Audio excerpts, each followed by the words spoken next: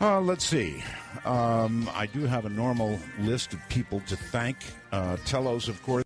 John, look, you gave us so many points that you're going to have to work with me, John, and we're going to have to sort of take these one at a time. I've got them boiled down a little bit. So can we do that? Take them one at a time? Why you think the Earth is flat? Sure. Yeah, if that's the way that you want to do it, we can do it however you want to. Well, it's your show, and right. First I want to say I'm a big fan, long-time listener, love your stuff. Thank you. All right.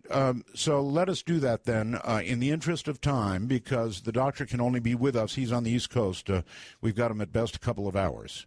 So if you both will hold on, what we'll do is we'll get our break out of the way, and then we'll come back and we'll dive directly into this sort of point by point, if that'd be all right, John. That's kind of the way I want to do it, if you're in agreement. Sure. Okay, good. Hold it right there. John is here, along with Dr. Josh Grindley. Again, I maintain operating way below his pay grade, but that's okay. We'll proceed with this and kind of go point by point. So, John, if you're there, I'm going to skip the first two and go directly to... We have a gazillion pictures of Earth from space.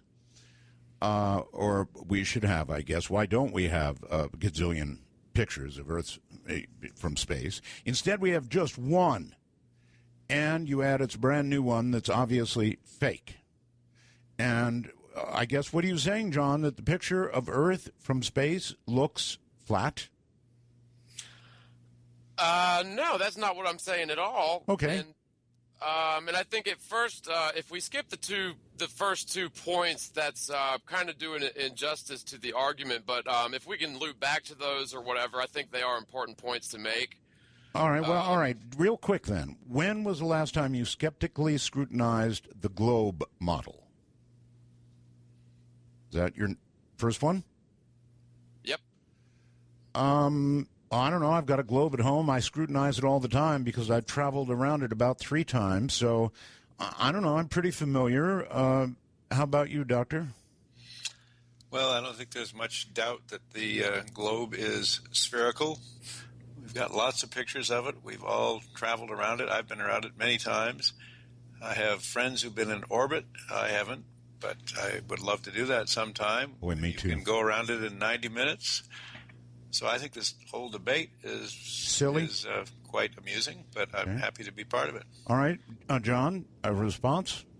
Absolutely. And I think there may be some clarification needed on the term scrutinized or skeptically reviewed the globe model, because there are a lot of, things that seem to, make the Earth seem like a globe. But at the same time, isn't it possible that we were all sort of taught all of these quote-unquote truths and known facts about the globe when we were just very small children? But John, you're talking to 2 people, myself and the doctor, who have been around the world several times.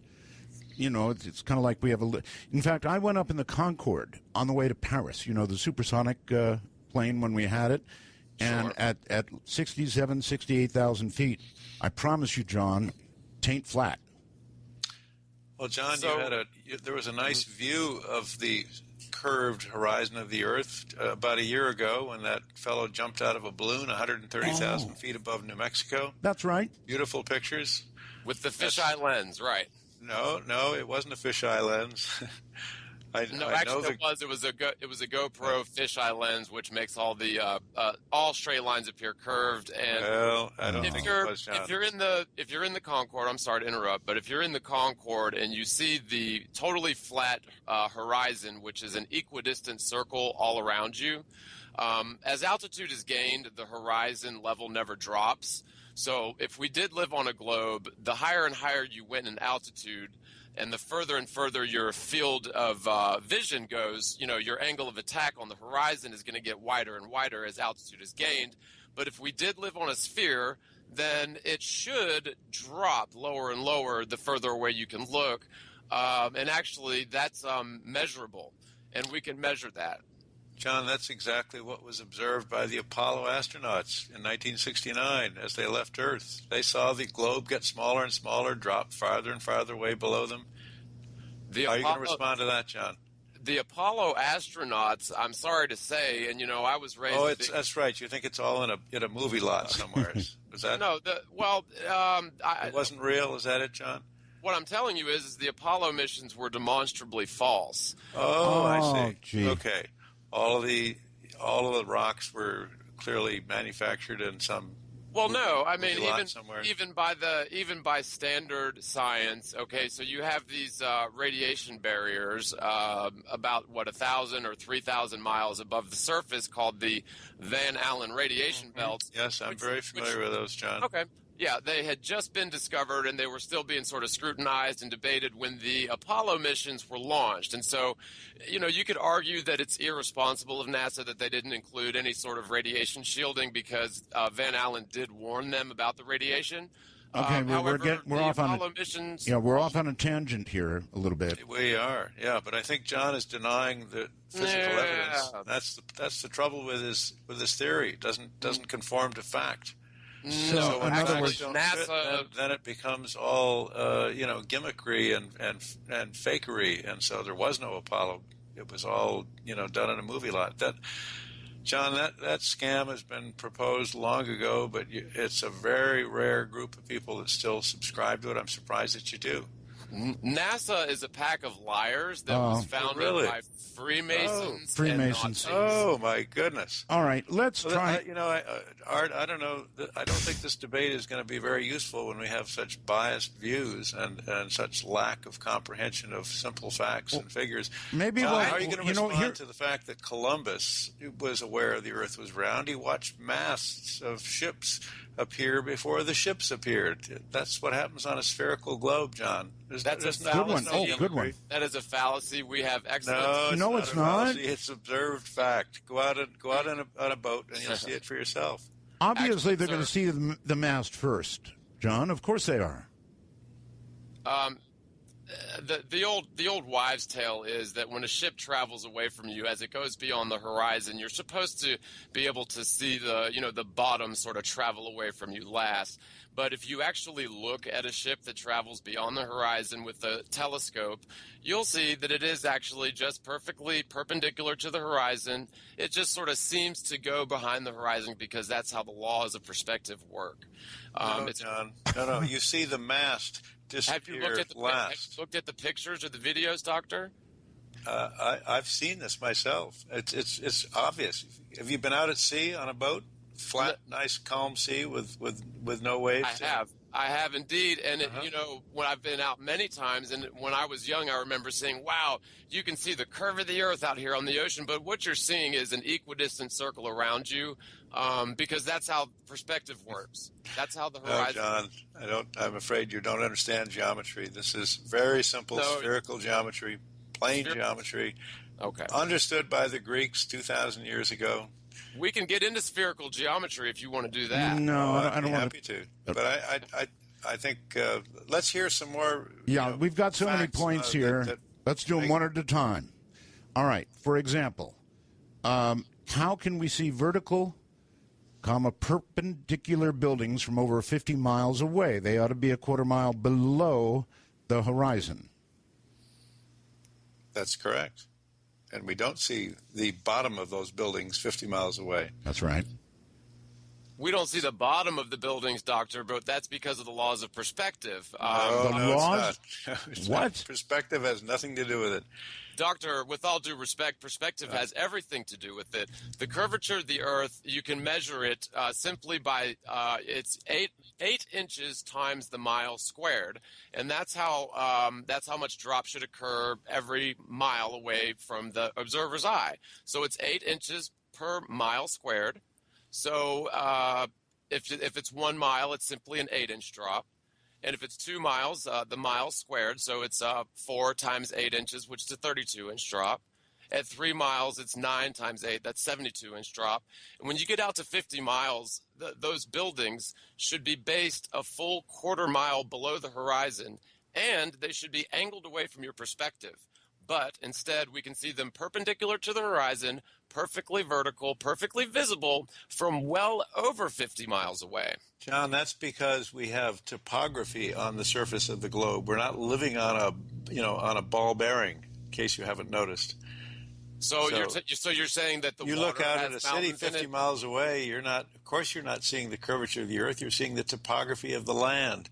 With all due respect, Doctor, I think it's high time that you apply some rational skepticism towards the No, model. I'm perfectly rational. That's what science is all about. All right. If you Sir, go back to the ocean, you and the mast disappearing last, you have precisely what we're talking about. It has nothing to do with perspective. You're actually, if you look at the videos, there's video evidence. There's plenty of it. You're wrong. That's a wives' tale. That's not what happens. Does everything come down to perspective?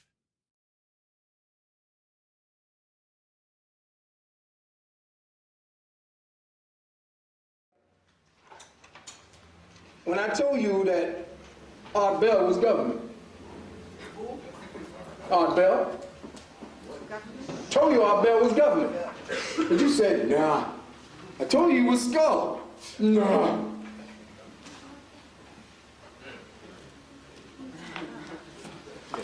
And y'all listening? Art Bell. Huh? He says this is the family crest. He be joking, of course. He think you're basically joking. He says this is the family crest. He says these are the family colors. He said this is my favorite shirt. But then you say, well, shit, anybody can get a goddamn thing with skull and bones on it, right? But how many can actually get his damn ID?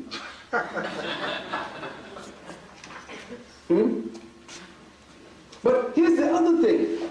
What's his name? Art Bell. Art Bell? Really? Is that what he told you?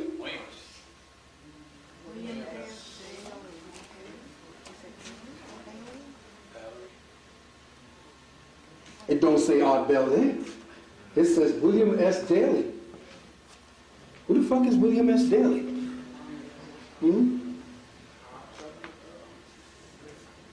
Take a good look at him. But check the name on it.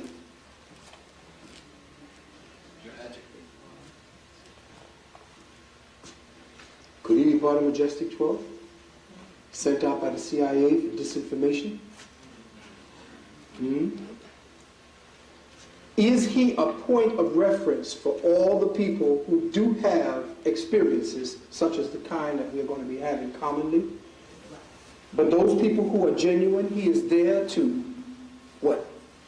Make sure that those people are siphoned out the same way that the CIA set up a television show called Sightings in order to filter all those damn fools who wanted to call in and talk about their experiences.